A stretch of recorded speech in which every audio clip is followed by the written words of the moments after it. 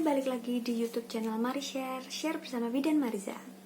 Di video kali ini aku ingin memberikan tips mengenai cara gimana sih mengatasi mual muntah pada kehamilan, apalagi di kehamilan trimester pertama.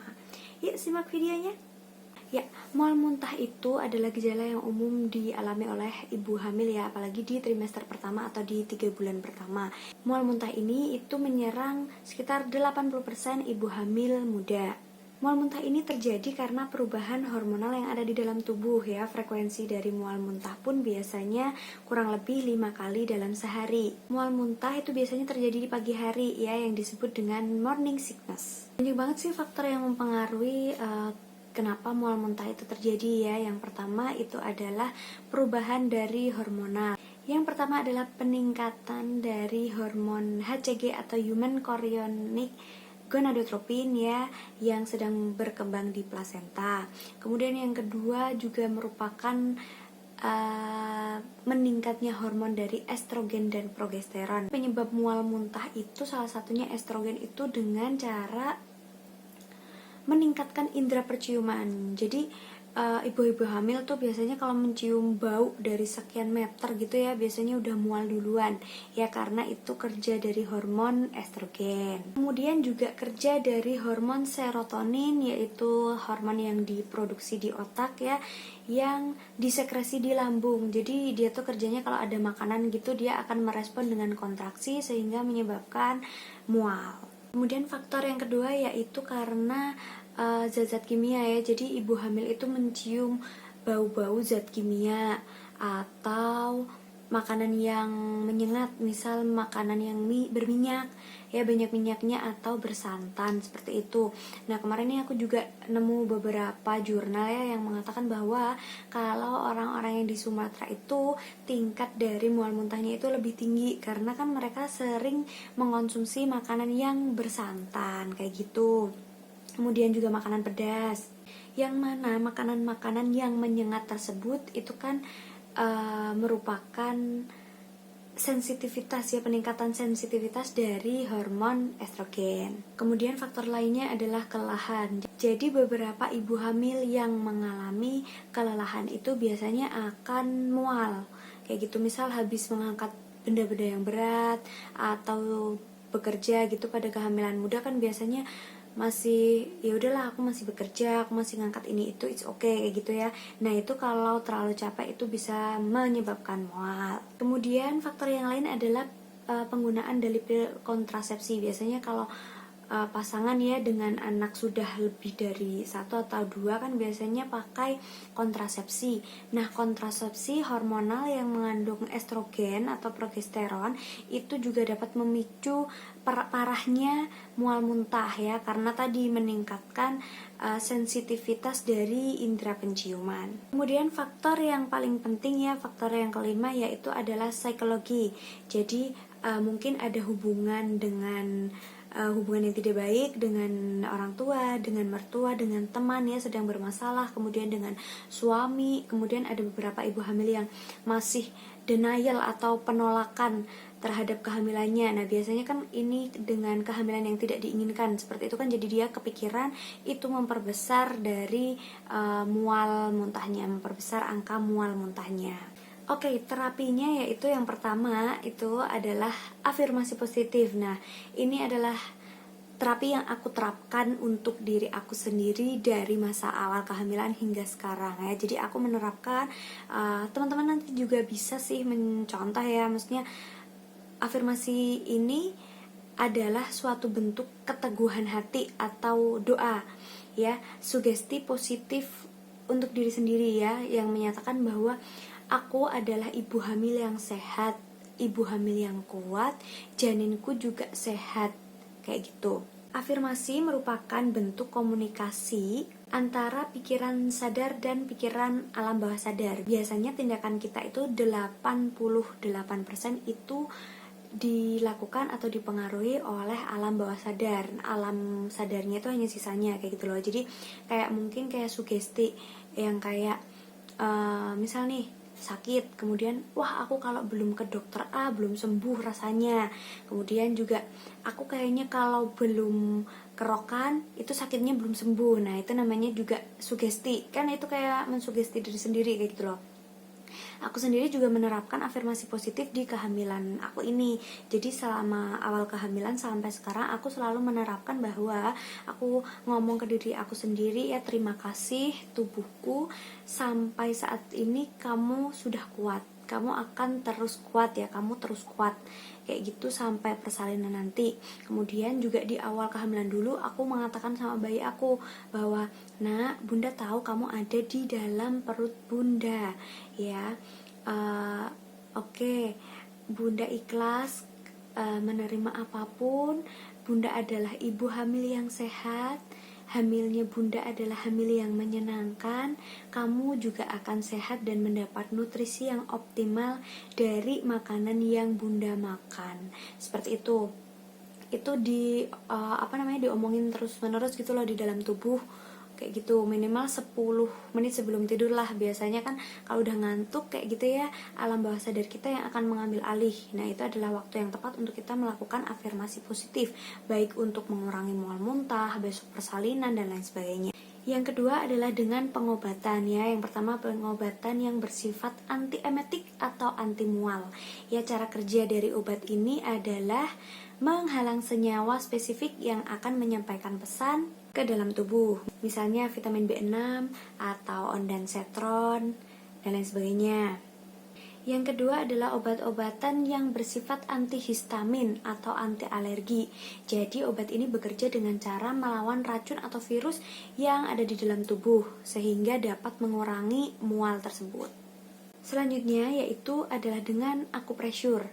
Jadi akupressure ini udah pernah dengar ya teman-teman semua, itu merupakan pengobatan yang berasal dari Cina ya, pengobatan komplementer. Pengobatan ini dilakukan dengan memijat daerah-daerah atau titik-titik tertentu untuk meningkatkan sirkulasi peredaran darah, kemudian juga membuat rasa rileks atau nyaman di dalam tubuh, mengurangi ketegangan, serta menyehatkan badan. Yang pertama adalah titik di GB20 atau Feng C dan BL10 atau Tianchu. Nah, titik ini itu letaknya kayak digambar ya. Jadi perbatasan 1 cm atau terletak 1 cun atau terletak 2 jari di atas batas rambut dilakukan seperti itu. Kemudian yang BL10-nya terletak di batas rambutnya pasien ya. Jadi penekanan ini itu dilakukan dengan cara pemijatan itu ke arah jantung dengan diberi sedikit tekanan. Yang kedua adalah titik PC6 atau Neiguan. Jadi Neiguan ini atau PC6 ini terletak di 3 jari di atas pergelangan tangan. Jadi seperti ini. 3 jari kayak gitu ya. Jadi lakukan penekanan atau pemijatan ke arah jantung. Yang selanjutnya adalah titik ST36 atau Zhujanli yang terletak di bawah lutut. 4 jari di bawah lutut agak ke pinggir keluar kayak gitu ya. Lakukan gerakan secara sirkuler seperti ini. Ya, jadi diputar seperti itu. Yang selanjutnya adalah titik ST45 atau Li Tui ya, yaitu adalah jari telunjuk tapi yang di bagian kaki ya, seperti gambar itu. Jadi lakukan gerakan memilin pada jari tersebut. Kemudian titik GV20 yang terletak di ubun-ubun besar. Cara menentukan garis ini adalah menarik garis khayal dari telinga kanan dan telinga kiri, kemudian dari dahi dan juga tengkuk. Nah, kan itu nanti keempatnya ya, dari telinga kanan dan kiri, kemudian dahi dan tengkuk, itu kan ada garis tengahnya. Nah, itu yang namanya GV20 kayak gitu. Nah, caranya di GV20 ini adalah dengan mengetuk-ngetuk aja, diketuk-ketuk secara lembut. Titik selanjutnya adalah T17 atau Ifung. Nah, titik ini tuh ada di letaknya tuh di bagian belakang telinga ini loh, yang ada lekukannya kayak gitu. Nah, kayak gini. Nah, bisa dilakukan pemijatan searah dengan jantung. Nah, itu dia yang merupakan titik-titik akupressure di dalam tubuh yang dapat mengurangi mual muntah ya. Menurut jurnal yang aku baca itu rata-rata 10-15 menit itu setiap hari dapat mengurangi keluhan mual muntah.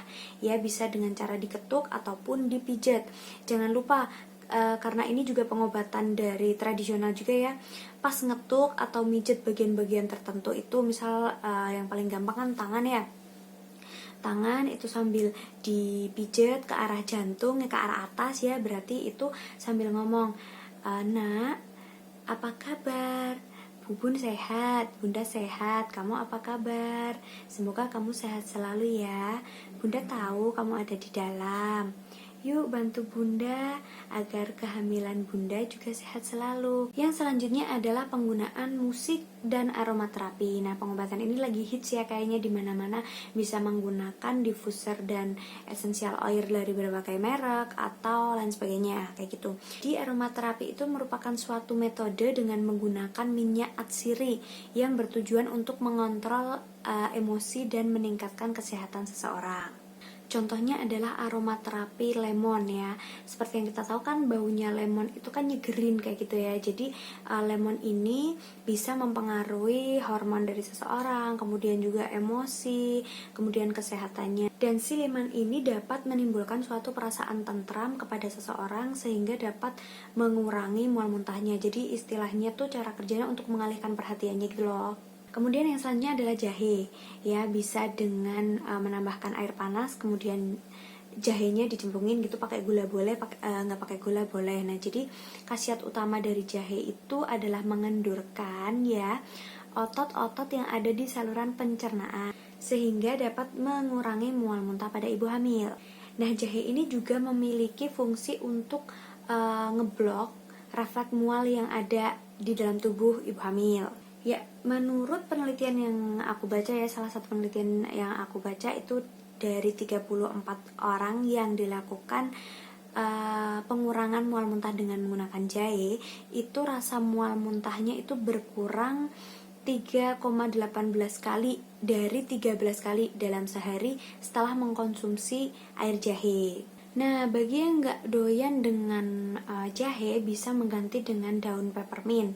Ya, konsumsi daun peppermint ini secara rutin juga dapat meningkatkan kalori yang ada di dalam tubuh sebesar 2.800 kalori. Nah, daun mint ini juga mengandung mentol ya yang dapat merilekskan tubuh, kemudian meringankan kembung dan kram serta mual pada perut. Nah, kalau dari penelitian yang aku baca, antara peppermint dan jahe ini yang lebih efektif adalah konsumsi jahe ya. Jadi nggak apa-apa sih, tapi kalau misal mau dikombin ataupun memang nggak doyan dengan jahe, bisa diakali dengan daun peppermint atau dengan permen jahe yang sudah banyak sekali ada di pasaran. Nah, kemudian kalau pagi hari nih, itu usahakan untuk bangun tidur itu pelan-pelan aja ya, jangan melakukan gerakan yang mendadak, karena kan nanti juga otot perutnya juga bergeraknya juga mendadak, itu dapat meninggalkan mual. Kemudian juga usahakan untuk menaruh makanan-makanan ringan kayak biskuit kayak gitu di sebelah tempat tidur ya. Usahakan perutnya jangan kosong, karena kalau perut yang kosong itu dapat meningkatkan mual kayak gitu. Kemudian juga boleh mengkonsumsi teh ya, tapi jangan banyak-banyak, itu di pagi hari ya. Kemudian juga boleh juga mengkonsumsi makanan yang tinggi protein, tinggi karbohidrat dan rendah lemak kayak roti gandum atau crackers, nasi seperti itu. Hindari makanan yang pedas, yang bersantan ya, karena itu dapat meningkatkan mual dan muntah. Ya, itu tadi merupakan tips untuk mengurangi mual muntah ya dari aku, yang aku baca dari berbagai macam jurnal juga ya, sebagai keterbaruan dari ilmu. Kemudian juga aku mengcombine dengan apa yang aku lakukan untuk mengurangi mual muntah di kehamilan aku. Semoga membantu. Jangan lupa untuk like, share, comment, and subscribe. Dadah!